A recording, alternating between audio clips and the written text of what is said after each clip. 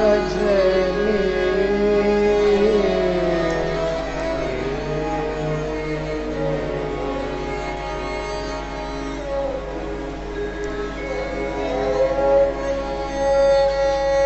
অসাধারণ।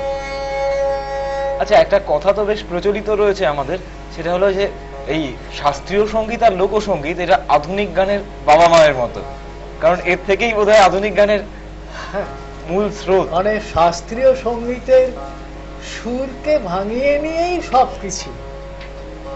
এবং রবীন্দ্রনাথ, আচ্ছা, আমরা এই আলোচনাটা আরো শুনে নেব, তবে এই মুহূর্তে বোধহয় ফোনে কেউ একজন সঙ্গে রয়েছেন। কে রয়েছেন? হ্যালো, আমি শান্তনু বলছি কালিয়াগঞ্জ থেকে। সুপ্রভাত, বলুন। আপনাকে অশেষ ধন্যবাদ আপনার সঞ্চালনের জন্য। আমি মাঝে মাঝে ফোন করি। নমস্কার। নমস্কার। অনেকদিন পর ওনার গান শুনলাম। আমরা এতদিন নারায়ণবাবুর ক্যাসেট শুনি। সত্যি তাই, সম্বন্ধে বলার কিছু নেই।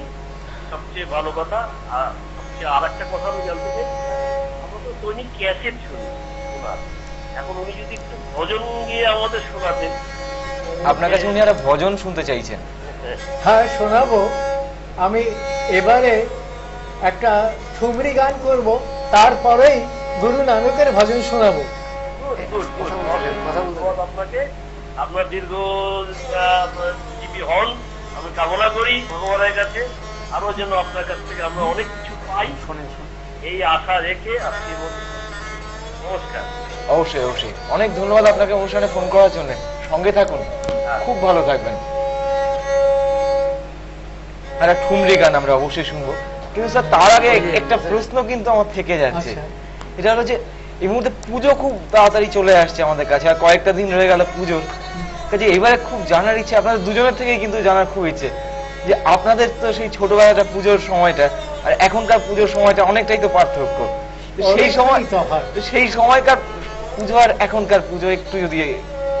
তখনকার পুজোতে এমন একটা উন্মাদনা ছিল, যেটা এখন এই পুজোর প্যান্ডেলে এমন এমন সমস্ত হিন্দি গান বাজানো হয়, যাতে সেই ভাবমূর্তি, পুজোর ভাবমূর্তি আর থাকে না। তো এটা আমাদের ছেলেবেলায় কিন্তু ছিল না, একদমই ছিল না। স্যার আপনার ইয়ে আর কি, আপনার কাছেও শুনতে চাইবো না, আপনি কি একই মনে করেন নাকি? না, আমার আবার ব্যাপারটা হচ্ছে কি, আমাদের সময় আনন্দটা ভেতরেই ছিল, খুব উপকরণের ব্যাপার ছিল না। যেমন অন্তত এবার পূজায় কি জামা নিবি, কি জামা মানে ওটা সিঙ্গুলার, মানে পূজায় একটা জামা হবে। এখন যেমন শুনি পঞ্চমীর একটা, ষষ্ঠীর একটা, সপ্তমী, অষ্টমী, নবমী, তারপর ইত্যাদি হতেই থাকবে, একটাই জামা হতো, ওটা পরে আমরা ঘুরতাম। আর আমাদের আনন্দের উপকরণ ছিল 10 পয়সার একটা বন্দুক পাওয়া যেত, 10 পয়সা দিয়ে পাওয়া যেত, 10 নয়া পয়সা, তখন নয়া পয়সার ব্যাপারটা মনে আছে, সেই ক্যাপ ক্যাপ ক্যাপ এরকম দিয়ে ফ্রাস করে দিলে একটা শব্দ হতো, ওই নিয়ে আর একটা হুইসেল নিয়ে আমরা ঘুরে বেড়াতাম, এই মণ্ডপে মণ্ডপে। হ্যাঁ, তো আনন্দটা আমার তখন ভেতরের ব্যাপার ছিল। এখন পূজারও তাই, যে প্যান্ডেলের এখন দেখনাইটা একটু বেশি মনে হয়। সবই হয়তো দরকার আছে, বহু লোক, পূজা মানে এখন সার্বজনীন একটা ব্যাপার, সমস্ত স্তরের লোকরা এতে ইনভলভ হয়, তাদের ইনকাম হয়। তো এখন সেই ব্যাপারটাই একটু বেশি। আর তখন প্যান্ডেল খুব কম ছিল, আমরা সকলে বসে হই হট্টগোল করতাম, 2-4টা কানমালাও খেতাম গার্জিয়ানে। তখন তো আমরা মানে সকলেরই, আমাদের থেকে যারা বয়স্ক তাদের সকলের শাসনযোগ্য ছিলাম আমরা। সত্যি তাই। হ্যাঁ, কোথায় গিয়ে একটু বাঁধানি করলে, এখন যেমন আমরা বলতেই সাহস পাই না কাউকে কিছু, তখন ব্যাপারটা তা ছিল। তো ওই নিয়ে খুব হট্টগোল হচ্ছে সারাদিন। তারপরে একবার আমার মনে আছে যে ভয়ঙ্কর একটা এক্সপিডিশন করা হলো। কিরকম সেটা? এক্সপিডিশন মানে রায়গঞ্জ থেকে আমরা রওনা হলাম বহু দূরে, সুভাষগঞ্জে। এখন শুনলে তো সকলে আসবে। ব্যাপারটা হচ্ছে সুভাষগঞ্জ যাওয়া তখন অবশ্য এত সহজ ছিল না, নৌকা টৌকা দিয়ে গেলাম, সে সাঁতারতে যায় না, নৌকা ধরে ওপারে গেলাম, ওপারে গিয়ে ভগবানকে আবার স্মরণ করলাম। সুভাষগঞ্জে যাওয়াটা একটা বিরাট ব্যাপার হলো। আমরা এসে আবার সব বন্ধুদের বললাম যে আমরা সুভাষগঞ্জে দেখছি। তোদের কয়টা হলো এবার দেখা? আমার 15টা ঠাকুর দেখা হলো। তোর কয়টা?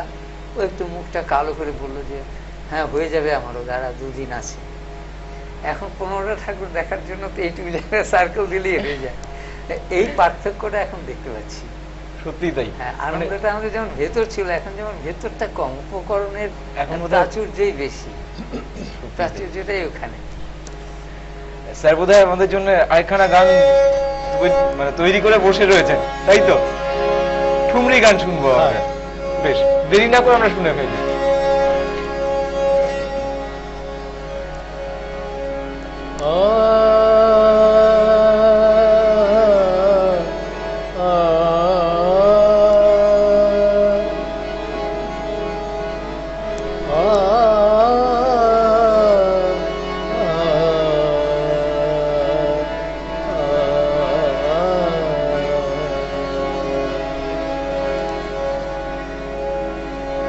आजा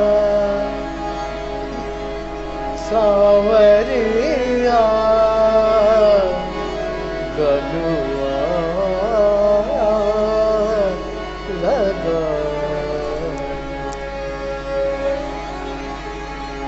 रस के भरे तोरे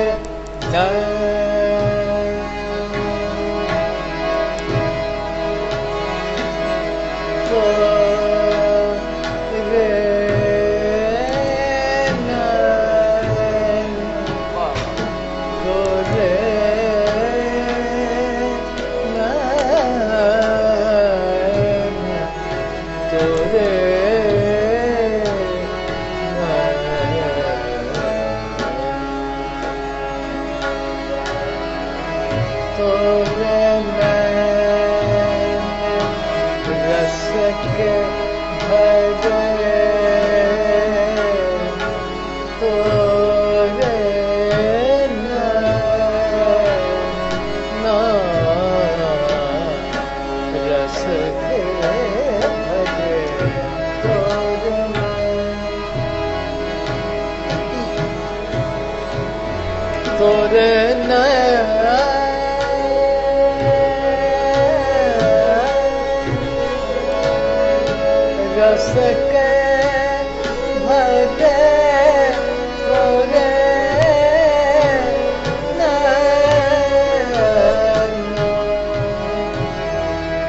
रस के भरे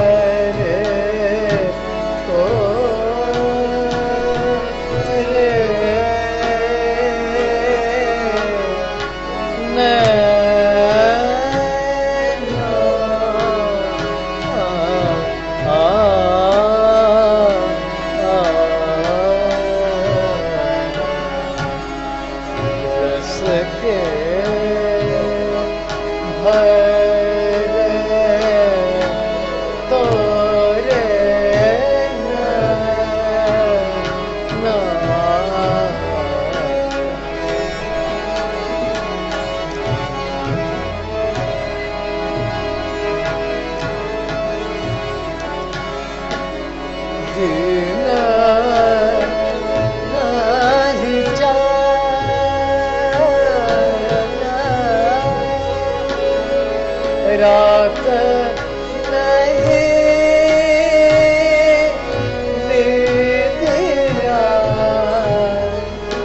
रात